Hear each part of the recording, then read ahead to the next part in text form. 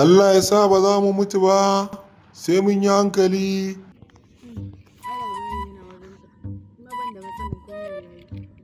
Sako na iske ki. Ya isko ni, na gode. Kin san wannan yaron ne shi in dai zaka sa shi aiki sai kai taimai wani kai taimai wani kai taimai wani duk da haka ba zai ma yadda ka ce. Ka san yaran ne sai a hankali.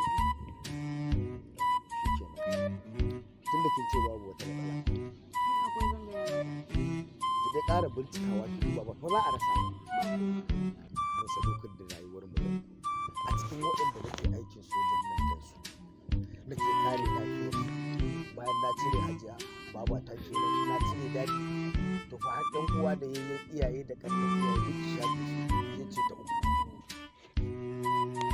to shine dai abin da nake gaya ke baki da mutunci ba na ga miki dai kawai ko wannan shasha sai yake mutunci tsare shi ke wai wace irin mace ce ne ba ki da magana ba ni in ba zama gatan ki ba wai zama gatan ki duk garin nan na rantsa da Allah yanzu wannan zaki ga yanda zan yi kata da shi a wurin nan ni ba wanda mutunci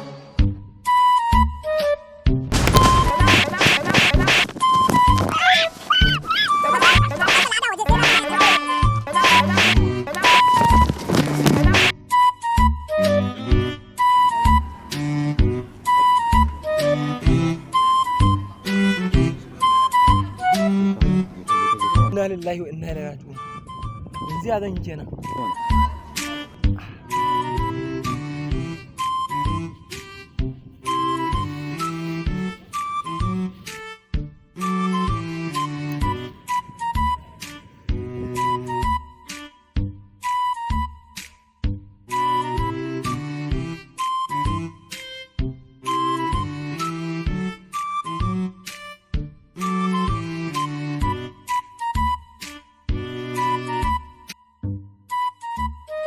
Oga, wannan kama wannan gaya shi ne muna kama shi.